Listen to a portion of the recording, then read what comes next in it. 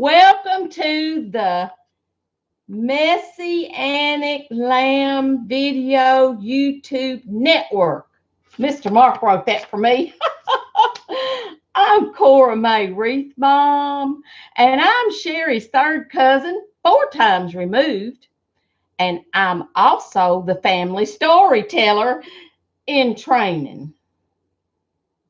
Cousin Sherry told me it might be good for me to tell some stories on this here video YouTube network about some of the things that happened to us so that I could get some more storytelling experience since I'm the family storyteller in training, you know.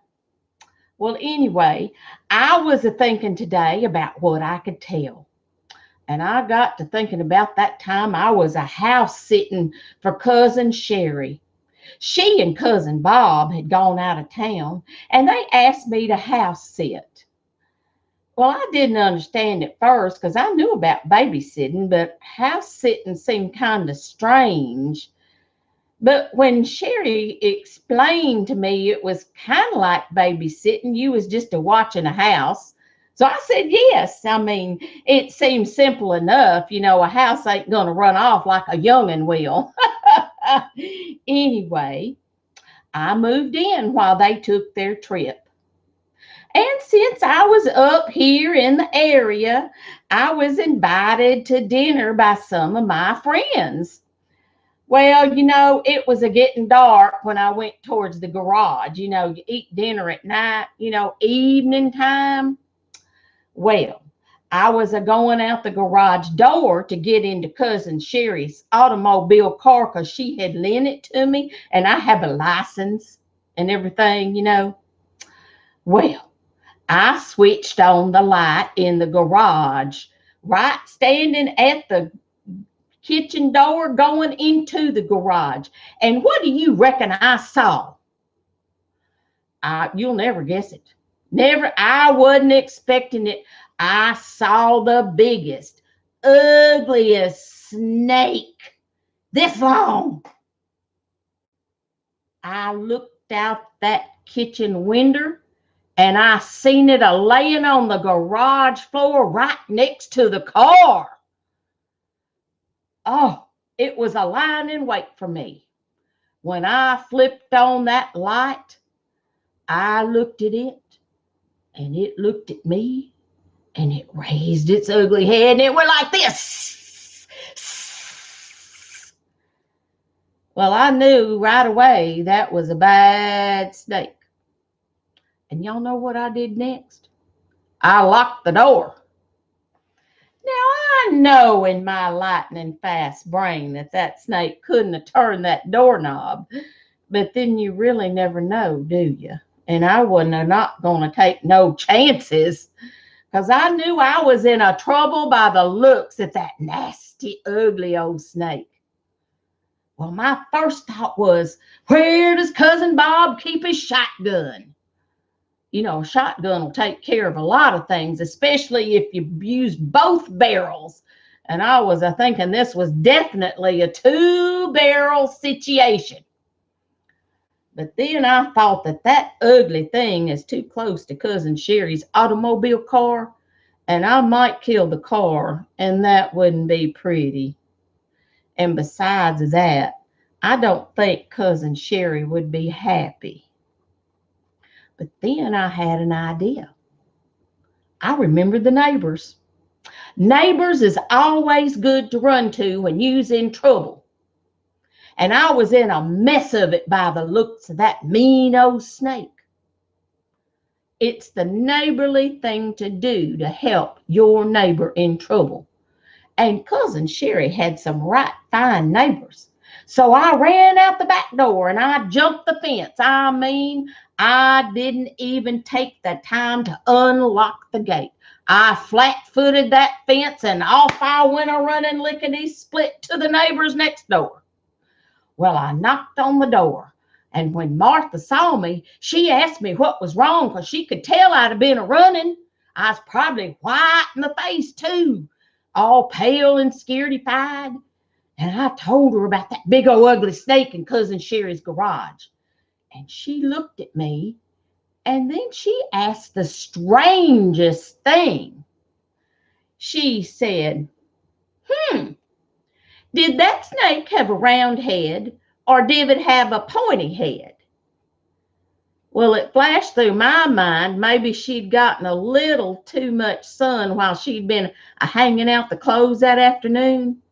So I repeated there was a snake in the garage. And she said, uh-huh. Does it have a round head, or does it have a pointy head? Well, I told her I wasn't really sure, since the last time I saw the head, it was going like this. Then she said to me and the kids have been studying about snakes in our homeschooling lessons. Well, at that point in time, I asked for Mike if he was home, because I could really see she was not taking in the gravity of the situation. Well, she told me Mike had run an errand with the two young'uns, Weezer and Jackson, but she would call him. So Martha got on that cell phone and told him I was there and that there was a snake in Sherry's garage. And he said he and the young'uns would be right there because they was almost to the house.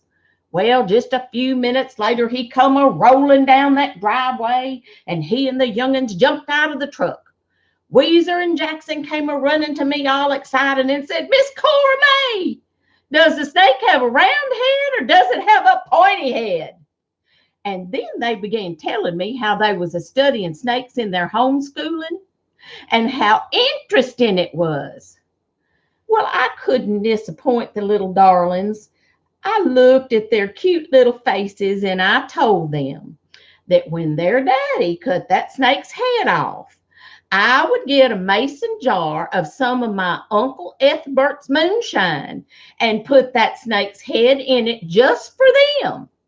And they could have it for their homeschooling classroom. And then they could show it to all their homeschooling buddies and pass it around. And they could see with their own cute, itty-bitty little eyes if it had a round head or a pointy head. And wouldn't that be fun? Why, they would have that old snake head around for years and years, because my Uncle Ethbert's moonshine would permanently preserve anything. Yep, it sure would. And between you and me, I think some of the relatives who drank his moonshine are well preserved, even though they died and been buried. Why, those two little cuties was so excited at the thought of that snake's head in a mason jar of Uncle Ethbert's moonshine. They was a jumping up and down like crickets. And I must admit, I was a little excited myself at the thought of that snake's head in a jar of Uncle Ethbert's moonshine. Now, while Weezer and Jackson was just chattering at me like two little magpies about their homeschooling learning, I was watching Mike out of the corner of my eye as he pulled a fishing pole out of the back of his truck. And I looked at that fishing pole and I got to thinking, you can't cut a snake's head off with a fishing pole. Now, you might catch one when you're a-fishing, but that there fishing pole that Mike was a-carrying didn't even have a worm on it. So it didn't seem very likely to me that he was going to hook that snake with that pole. Well, Mike heads over to Cousin Sherry's a-carrying that pole. And just a short time later, Mike comes back from Cousin Sherry's garage, and he was a-laughing. And he looks at me and he says, do you want the good news first or the bad news? Well, by that time, I gave him the stare.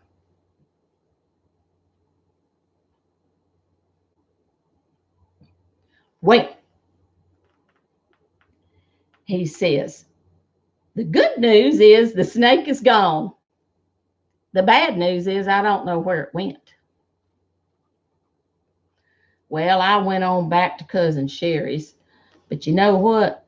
I didn't drive her car to dinner. I took Cousin Bob's truck. I didn't know if that old ugly snake had crawled up into her car and was just a waiting for me, 'cause he looked like he was after me, and I wasn't taking no chances. Now, while I was kind of trying to settle down my nerves and having my dinner with my friends, I told them about the snake in the garage, to which my very best friend in all the world smiled at me and sweetly said, "Cora Mae, did the snake have a round head or did it have a pointy head?"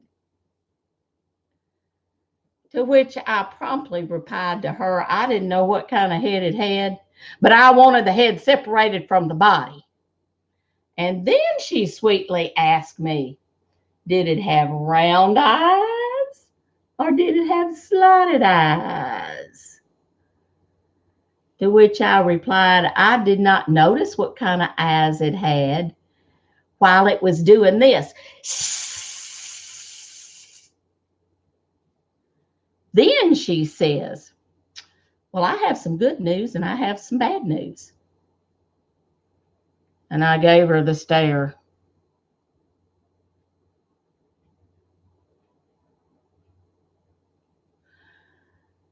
She very kindly said, the good news is it probably went back to its nest.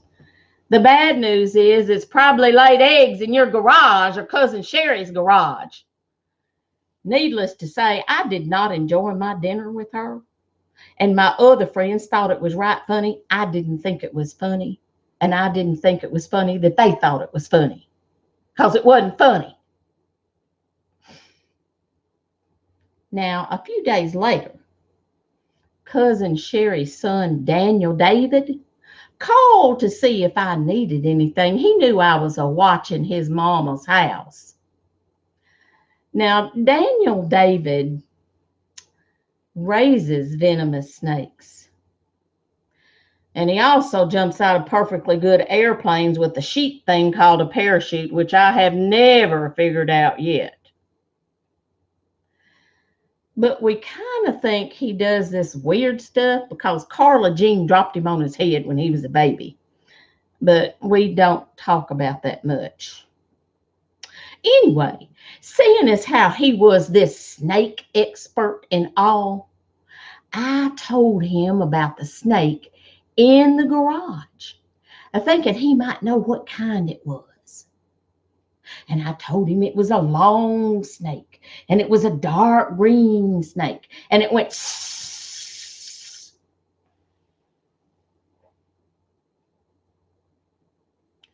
Well, he says, Cousin Cora Mae, did you notice if it had a round head or if it had a pointy head? I told him I didn't know what kind of head it had. I was too busy locking the door and running to the neighbors and hollering for help. And the snake is still around somewhere. Well, he said, I wouldn't worry too much about it. Now, this is from a feller that raises venomous snakes, okay? I wouldn't worry too much about it. I said, it ain't in your garage running loose, is it? Well, he said it could be a Mississippi water snake. And they're not really that venomous. They're real mean, though, and their bite is pretty bad because it's got bacteria in it. Well, I thought, So I asked him, how would I know if it was a Mississippi water snake?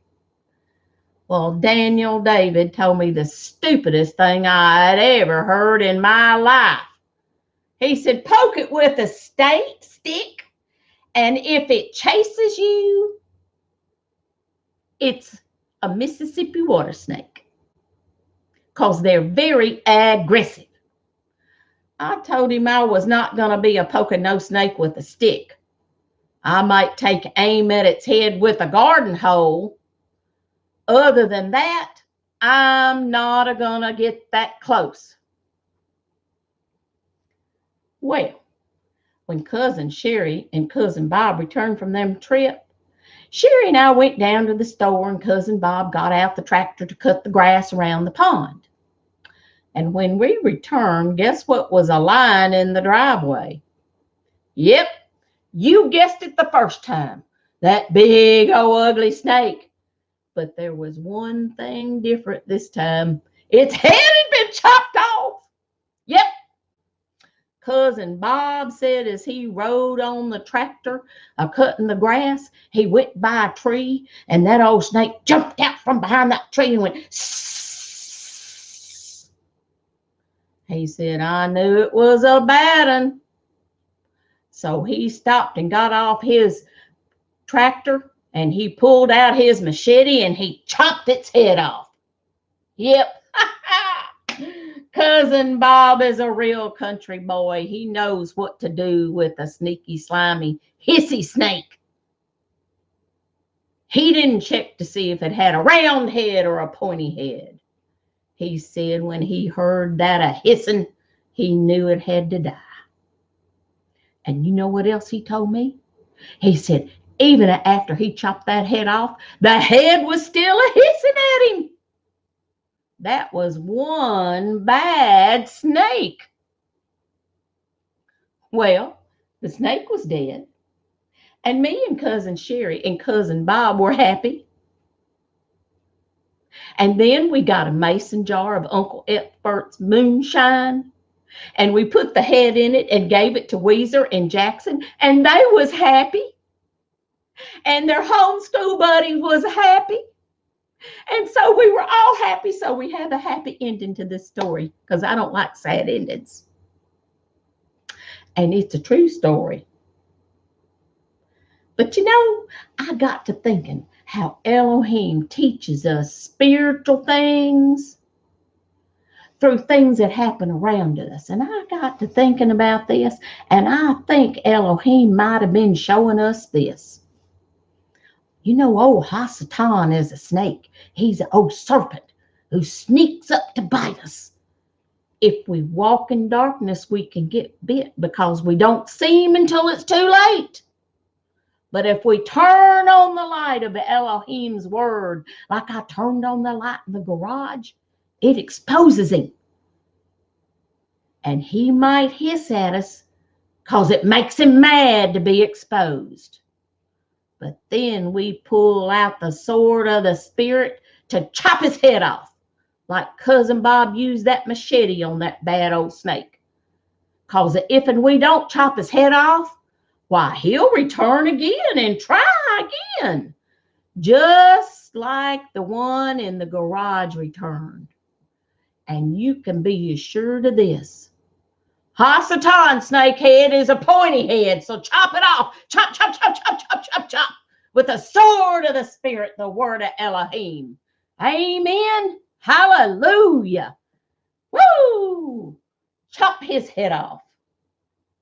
Well, that's the only story I got for today. And I'm telling you, it's a true story, and I'm a-sticking to it. Now, come on back for my story time sometime. You'll find it on MessianicLambRadio.com. That's MessianicLambRadio.com. And it shows a lot of other good fellers out there that tell good stories and teachings.